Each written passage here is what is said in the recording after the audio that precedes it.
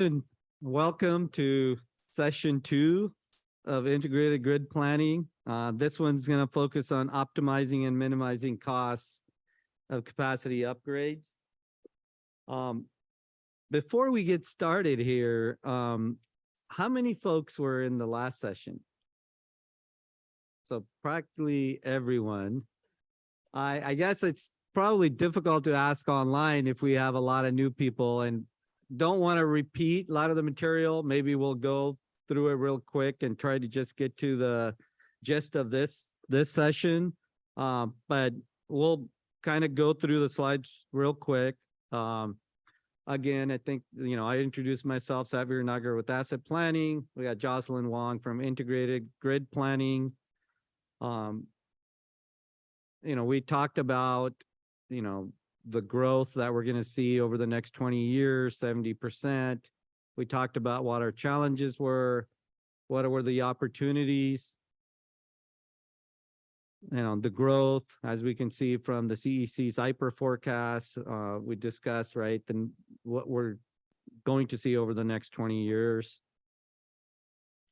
And then, more looking at how are we going to optimize the system, looking at innovative solution, utilization of the existing assets, right? Minimize costs when we do have to build. And now just, looking at it from a standpoint of, right, the historical load growth for which the industry systems were designed was fundamentally different in many ways from the environment we're operating in today, right? Notably, load growth historically has been more gradual, right? It's been localized, it's been more predictable with longer lead times and greater visibility into evolving system needs. It was simpler optimization as fewer concurrent changes impacting the same parts of the system. But today's environment is characterized by rapid system-wide growth that is often located in areas we have very little utility infrastructure. For example, highway corridors, right? You don't even have infrastructure, let alone infrastructure that's capable of serving the load. And then the scale and pace of the system-wide growth, it creates a more complex optimization problem. And now Jocelyn will take us through the needs we have.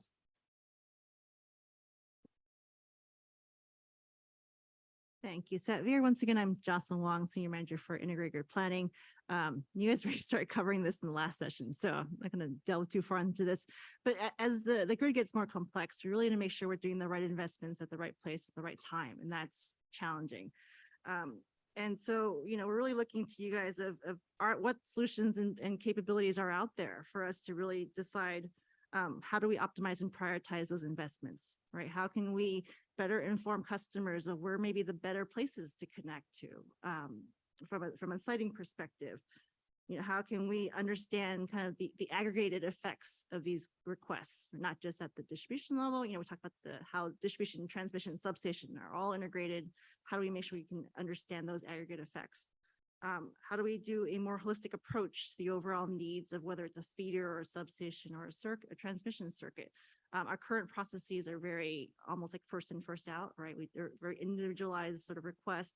We'll study one request, another one comes in, we'll study the other request. How can we think about those more holistically? The current sort of first in, first out approach is very manual and it's very iterative. So obviously looking for any ideas of where we can improve that. And then really the ability to just work more collaboratively with our customers. How can we work with them to right size their requests versus just here's the maximum load I'm going to get to eventually in the next 20 years, so that we can actually connect them faster. And so our ask of you guys is, what are your solutions, technologies, ideas that can help us better plan capacity investments for our electric system? The other piece we start touching on this too in the prior session is how can we think about reusing those assets?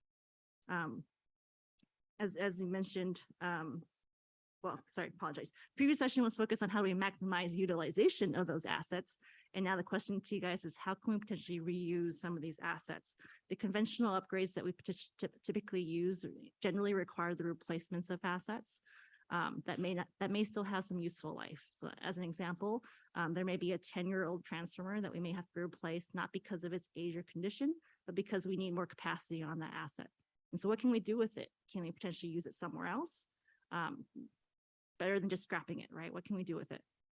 There aren't really a whole lot of tools today that really help us do that testing and the qualification of whether or not that asset is safe to reuse. And so we're looking for you guys for any ideas, tools, technologies that will enable us to safely refurbish or reuse that asset on the system, as well as any tools or systems to avoid the early retirement of those assets. So it sounds like you guys like these really quick sessions, give you guys more time for questions. But just to recap, there are two asks of this session. The first is really what ideas do you have in technology solutions to really help us better plan capacity investments on our electric system?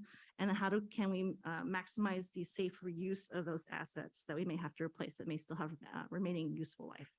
So same format we had last time. If you have questions in the room, please raise your hands.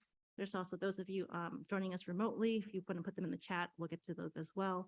Want to make sure you guys have plenty of time for your questions. We'll do 2 audience questions and 2 online questions. First question. We do such a good job in the last session. You guys have no questions now? Oh, dang it. Sorry.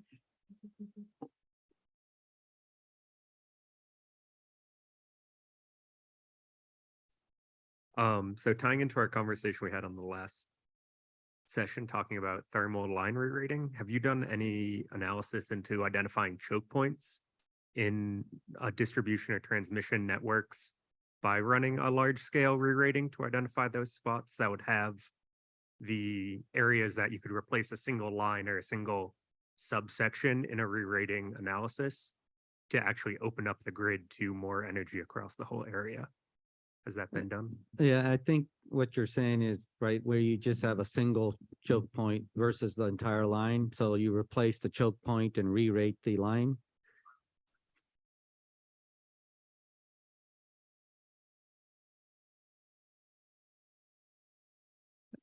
I mean, we do some re-rates on our system during certain hours, right? That get you something sometimes, right? But what we're looking at for more holistic look at how can we increase the ratings? And I think we're open to that idea of, hey, can we take a look at re-rating a line and maybe we can get to a certain capacity, but there are some choke points that you have to replace because you can't re-rate them or they're just too much of a choke point. I think we're open to all those ideas because that in turn, right, is minimizing the cost for increasing ratings of something we have, right, by doing some work and not the entire line. So definitely open to those ideas.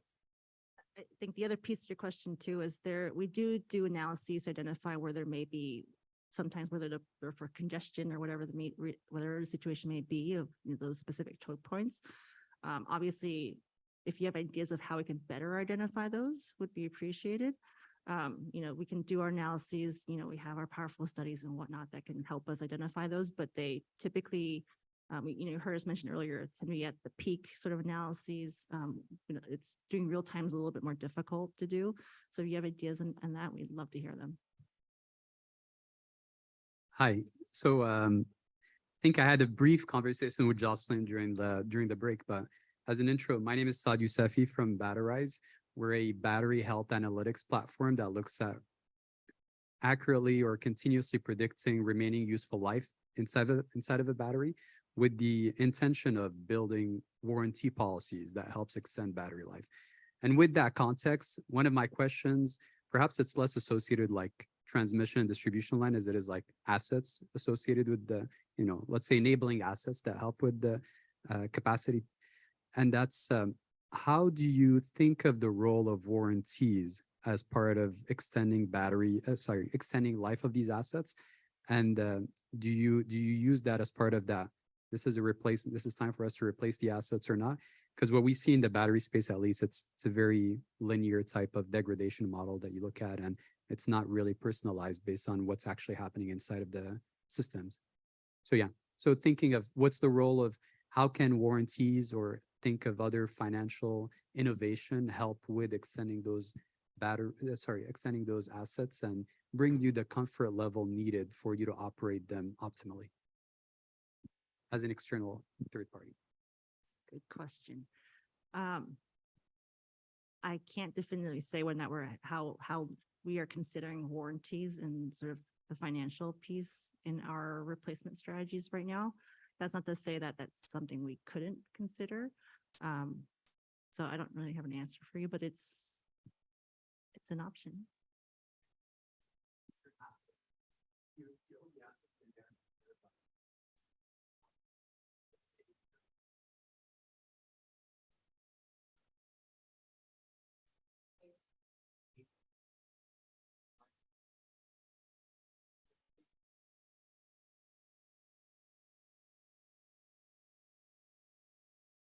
That's the part I don't have an answer. I just don't know. So I'd rather not give you an answer that I don't know about.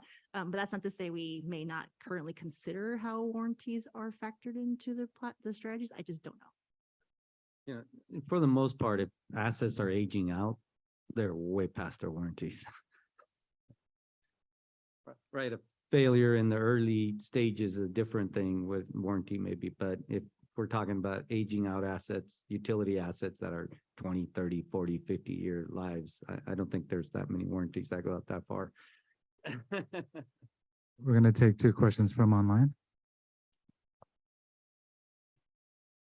Does your team's integrated planning include planning across the gas and electric systems? I've heard mention of PG&E leading on non-pipe alternatives to decommission gas lines and convert those gas customers to electric. What modeling do you use? So what was the last piece, the question? What modeling do you use? So right now we are, what's the right way to phrase this? We are doing an integrated approach to how we are applying the electric system, which is really across distribution, transmission, and substation. Historically, we've done things in a very programmatic fashion, right? So we have some distribution work that's happening for capacity, or we may have some wildfire work. We're really looking at a holistic view, and this is what we're doing today right now, is actually a more holistic view of how we can actually plan the work from a company perspective, recognizing there's just a whole lot of work that we need to do. There are a lot of discussions about how do we bring in other functional areas in our business, right? So not just electric. How do you think about gas? How do you think about IT infrastructure? How do we think that? We're not quite there yet, but there are plans to really think about that, because if you think about our system as a whole, our customers don't see PG&E as just an electric business or just a gas business. We need to make sure that the investments that we're doing on our system are the right work, not just applying for today's needs, but also for future needs. So we don't necessarily have a tool yet to do that, but maybe if you ask me next year, I'll have an answer. Another question online regarding the theme of customer visibility and customer interaction. Which factor is the largest obstacle? Is it lack of data that PG&E collects around the system, or is it difficulty analyzing and identifying data that's already been collected?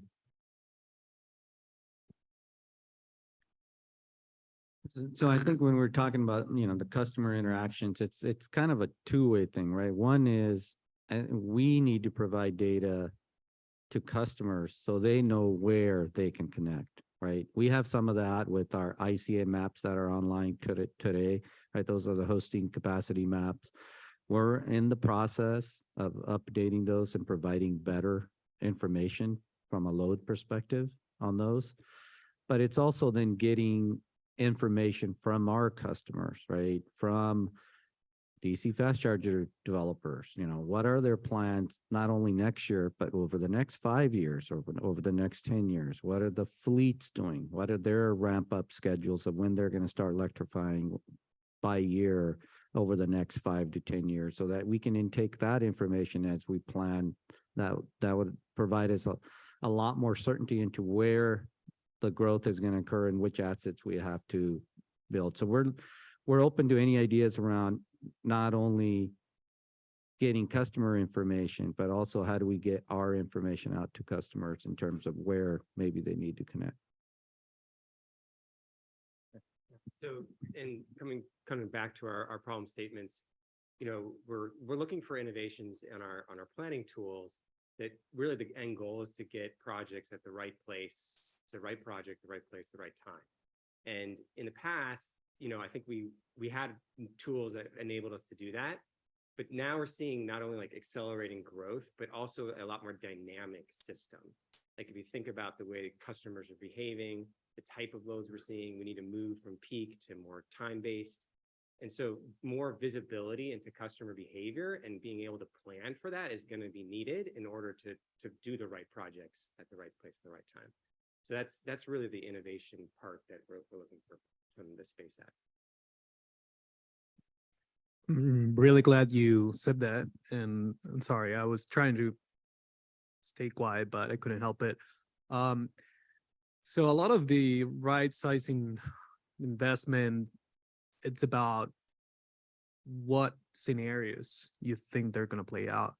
In many places in the world, especially when you talk about transmission, you will have the ISOs, so just could be Cal ISO doing multi scenario planning and then trying to optimize for the least amount of regrets, for instance. So my question is more about how open is PG&E and Cal ISO and the regulators to think differently, right? Like how you decide which projects you should do and how do you evaluate the cost benefit?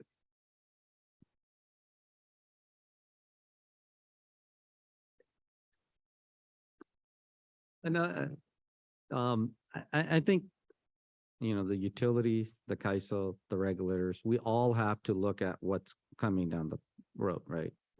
With California's climate goals, with the policies around renewables, electrification, right?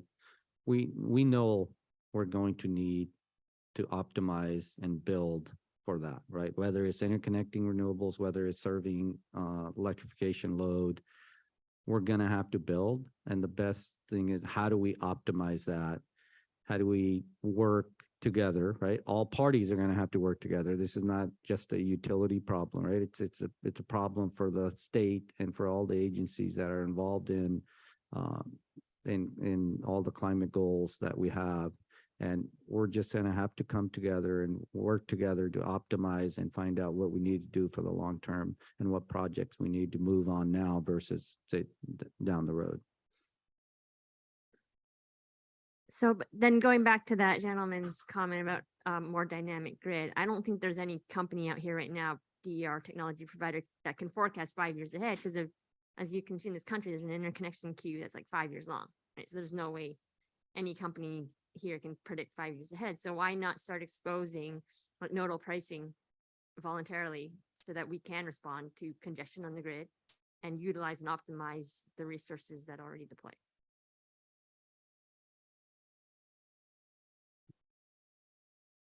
So, so I think we're definitely open to innovative ideas. And so when we think about, the problem statement we're facing is like, how do we plan for and get more of these resources to enable and get these resources online the way we want? And so if there's innovative ideas about, I think we had 2 sessions on this. One was like, how can we make better utilization of our assets? And so if you have ideas about how some type of DER construct can make better use of our assets, we're open to hearing about those ideas. And then on this side, it's like, how do we plan when we know there's going to be an upgraded needed? How do we make that the right investment at the right time? How do we accelerate that? How do we make it more costing? Which is like, to the extent that a different model can help us in that way, it's a little harder for me to see that. Like, if we're saying we don't know, I think there's 2 parts. I do think there are areas that we don't necessarily need to put the investment in. And then there are areas where we clearly do, and we need to get ahead of that. Even under multiple different scenarios of the world, we need to start getting ahead. If it's a long lead time investment, we need to start preparing for it. So I guess say we're open to hearing those ideas, but framed from the perspective of how does that deliver for our customers, I guess is the tie-in that we would need to see on that kind of thought. So I don't know if I directly answered your question, but hopefully it's like kind of saying like what we're looking for. Do we have online questions? Yes. As PG&E transition to a new utility network model, do you see the new model as helpful for your integrated planning?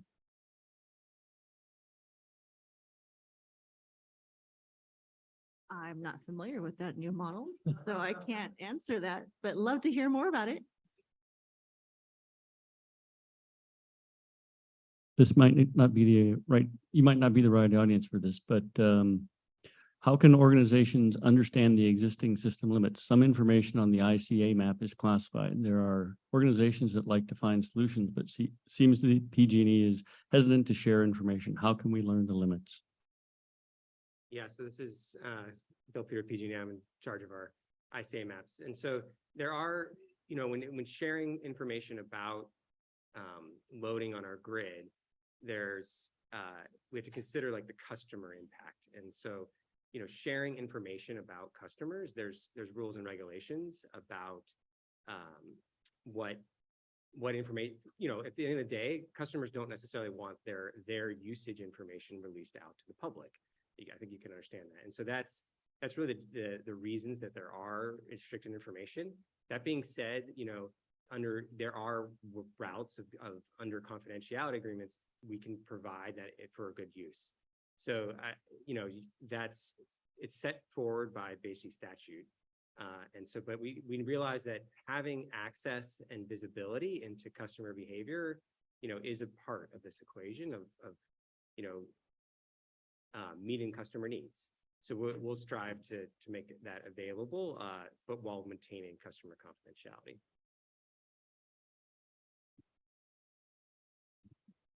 Hi, this is Jordan from Microsoft. One of the desired outcomes that you listed was to streamline the application review process. Can you describe what that process looks like today and, where the problems lie? And also, is it all customer classes or certain projects that are issues or? Thanks for catching that. I didn't know it was in there, but I think it is, right? We used to, when a customer came to us in the past, right, they would have to come through one way to do a new business application where they wanted to either increase load at an existing facility or add a new load. Then if they wanted generation, they had to come through a different process.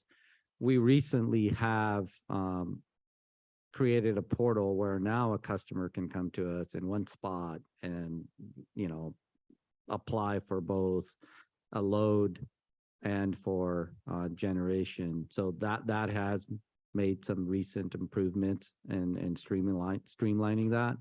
I think the other thing would be is, when we get customers coming to us with load application, especially the larger customers with a larger load application, sometimes we aren't getting the true demand that we should be studying, right? Customers sometimes will come to us with connected loads, not the demand, right? So what are we studying?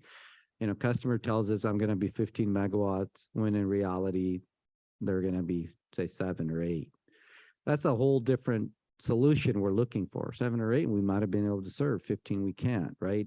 I think it's making sure that for us, the customers are providing us the right information so that we don't have to have too much of that back and forth where we're trying to challenge the customer. Like, hey, we don't believe your load. We don't want to go there, right? It's just, I think it's more of an education on our part and making sure that customers understand when they come to us, they're giving us the correct information and they're giving us their true ramp up schedule, right? If they're going to ramp up over a 5-year period, they're not telling us it's all the first year, right? I have 10 megawatts. Oh, the first year I'm going to be 2. I'm going to ramp to 10 by year 5. So we might be able to serve that first 2 or first 4, but then we have to do an upgrade to meet that 5-year load. So just having that kind of information in upfront in the application process really helps us as we analyze those loads, because we may be able to serve what they really truly need today and then build for what they need later in year 4 or 5. Say the other piece to think about too is more specifically on the load side, I would say, is it's very hard to predict who may want to connect there and which one of those requests are real or not real, right? That's always not our space to say that your request is inaccurate. But as I mentioned earlier, we currently do those studies in a very iterative process. So the first one comes in, we study that one. The next one comes in, we study that one. It'd be great if we could have some sort of forecast, not to say you guys can do that. That's a very difficult challenge to do. But if we had visibility to all the requests that were coming on that circuit, you can imagine that sort of analysis will look very different than those individual studies, because then you can actually plan and build upgrades for that, all of those requests versus just one. Alicia Farag, Locust View. One of your problem statements is related to refurbishment and reuse of existing assets. Can you talk more about that and maybe provide some examples? So I think the example I gave earlier is we may be replacing a substation transformer because we need additional capacity on that asset. So for PG&E, we replace assets for various reasons, right? Capacity is one of those. There could be other situations where we may replace an asset because its condition is no longer safe, which ties a little bit to age. And so what you could end up doing is, because there's a capacity need, you could end up actually having to replace a relatively new or healthy asset. And so the challenges we face today is there's not a whole lot of tools that are out there, at least that we're aware of, that can help us test that asset to make sure it's still safe to use somewhere else. The secondary piece of that is, how do you know how much remaining useful life may be on that asset? Right? Because a 10-year-old transformer, can I actually predict if it's going to last to 10, 20, or 30 years? That's hard to do even with a new asset that you install. It's even more challenging when it's been an asset that's been put in use before. So if you have any ideas on how to actually do that, that would be amazing. I'm going to take 2 online questions before coming back to the audience. First question is, how are we doing load forecasting these days with so much variability in load and generation? Great question. So, we obviously, for our load forecast, the starting point is the CEC, Integrated Energy Policy Report, right? The IPER is the starting point for growth, both from a load perspective and a DER perspective, right? So when we are doing load forecasting, that's where we start. We disaggregate that down to our substations, so our circuits, right? And not only the load, but the DERs themselves, right? Rooftop solar, energy storage, energy efficiency, demand response, all those things, all of that is forecasted down to the substation and circuit level. So really it's the top down from the CEC IPER and the bottoms up that we internally have, right? We do have a lot of information on where exactly that load is going to come, right? We have new business applications that we already know what customers are telling us. We have other interactions with customers where customers are telling us where their growth is going to be, where they're planning to increase load over the coming years.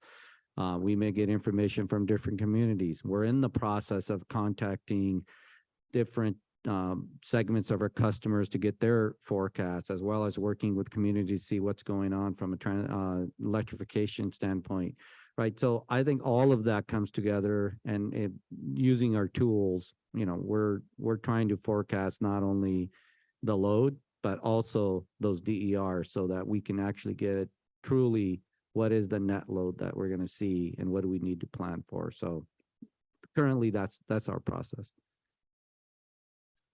Sort of a follow-on question. As you look toward expansion of the system and do grid planning, are you factoring in social equity? Great question. It is something we are looking at right now. But I would say, given the amount of work that we have and need on our system, it's something we're going to continue to track at least for the next several years. At some point, I'd love to be able to tell you that we are actually planning work directly for social equity. and our underprivileged communities. But right now, it is something we are continuing to track though. So we do have some visibility as far as what work we are doing and how that impacts those communities. There was a question in the back row. I got that. No.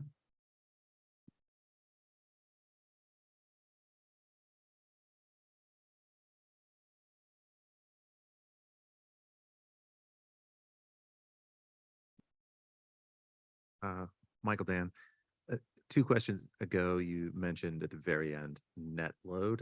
Are you talking about net load from customers, or are you netting out renewables when considering load forecasting? Yeah, I think what I was saying is, right, not only do we forecast load, we forecast DERs, right? Whether it be solar, whether it be battery storage, so we do have hourly load profiles, right? Not only for the load, but also for the DERs. So we do consider how those DERs affect the load, right? Solar during the day, right? But there's no solar at night, right? So the load profiles reflect that as we're forecasting. Any other question from the audience?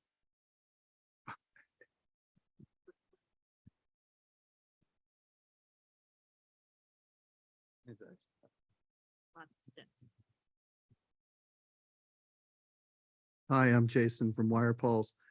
I have a question about just asset availability, supply chain risk, substitution, swappability.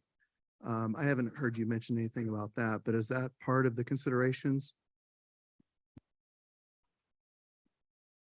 I think as most of us are aware, right, supply chain is an issue now, especially when we're looking at the big substation and assets, right?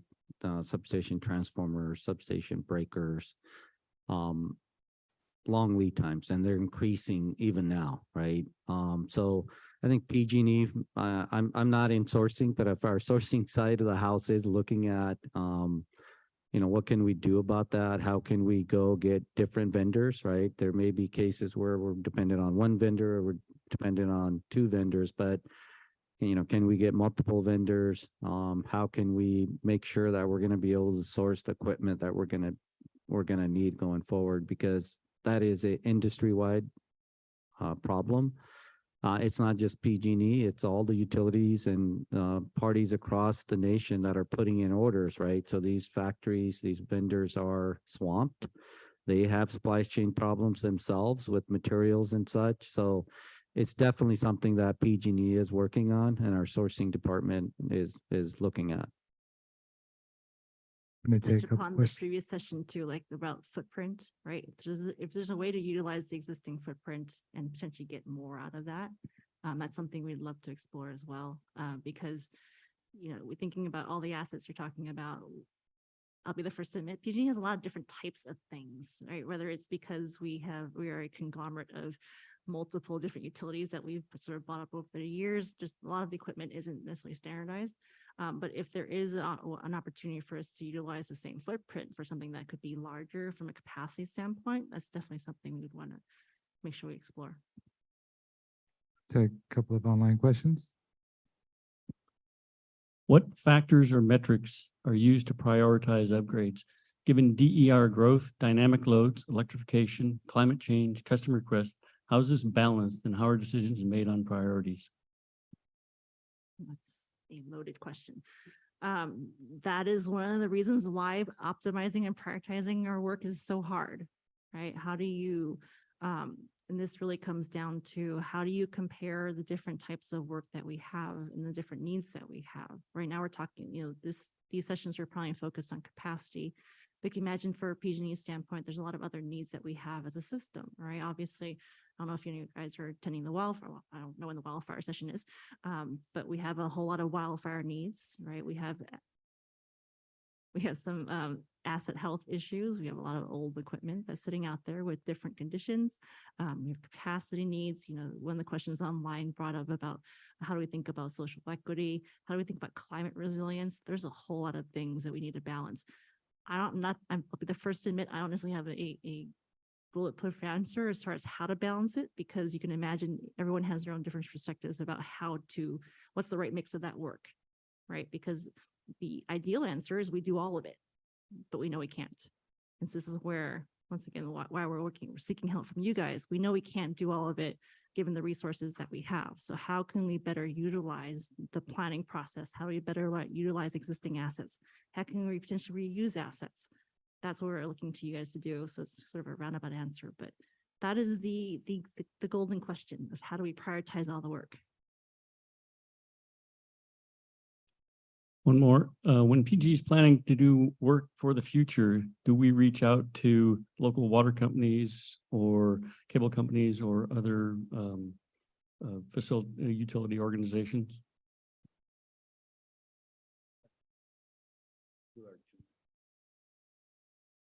I mean, when we're doing work throughout our system, it doesn't matter whether it's capacity work or new business work or any other work, right? We have existing agreements with many of the other types of utilities, right?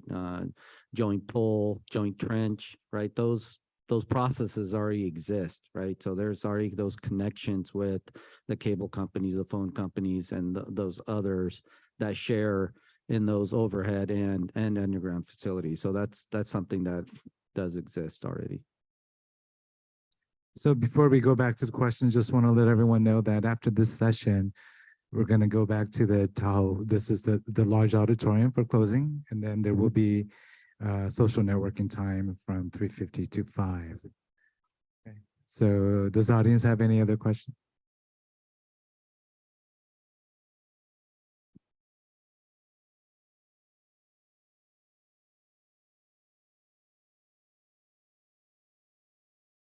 Hi there, I'm Angel Lance with Motive Power. I recently heard a very cool idea that I'll just throw out there. At EEI, which is a energy conference, the company First Student was presenting. They are the bus companies for children to go to high school, elementary school, and such. They are throughout the entire United States, and they're concentrated in all of our communities. They are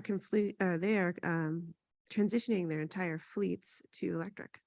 And what's cool about that is it's very easy to run charging infrastructure to their parking lots where they have all their big buses. And once their buses are all electric and they're rapidly moving in that direction, then their buses become battery storage, because the buses are only used a matter of hours in a day. I wonder if anyone else has heard about this. I thought it was a very cool way of sort of thinking outside of the utility, but thinking inside of the utility and thinking for community benefit in addition to storage in a very kind of low expenditure way to expand the network. So lots of ideas like that. This is probably not the forum, but I think there will be others, but love the idea of what you guys are doing. Love the brain trust of trying to figure out just different ways to approach the problem to really elevate and advance the PG&E infrastructure.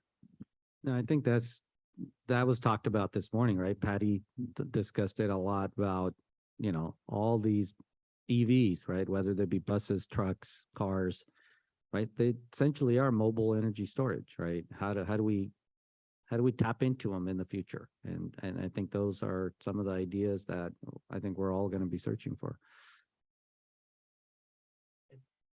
Well, it's not like directly related to your question. I mean, coming back to, innovations in planning that we're going to need, how do we plan for different types of new customers? So fleets are a particular type of customer, and we don't necessarily have like a ton of data on fleet charging yet. So the ability to plan proactively for it, any innovations or thoughts on how to do that would be real well received and really appreciated. Oh, okay, hold on. For online folks and recording purposes. So a quick question and just like a thought process is going forward and in the future. I know there are assets that PG&E owns, a lot of infrastructure. It's there. We want to extend its life as long as possible. How do you think of ownership of infrastructure down the line, especially if you have to deal with managing, maintaining it and things like that? And as this demand grows, and instead of like financing it on your balance sheet, given constraints and stuff like that, are you proactively also thinking of how that future infrastructure ownership looks like? An interesting question. I think right now, the local utility is the owner and operator of the assets that we have, right? As far as what the future looks like. I mean, we want to continue to be the owner and operator of that system, but if there is something else to think about, I think, like we said, we're open to ideas, but I think at this point, I would say, right, we do own those assets, and as we expand to serve new loads, we want to continue to own those assets. That's what a utility does.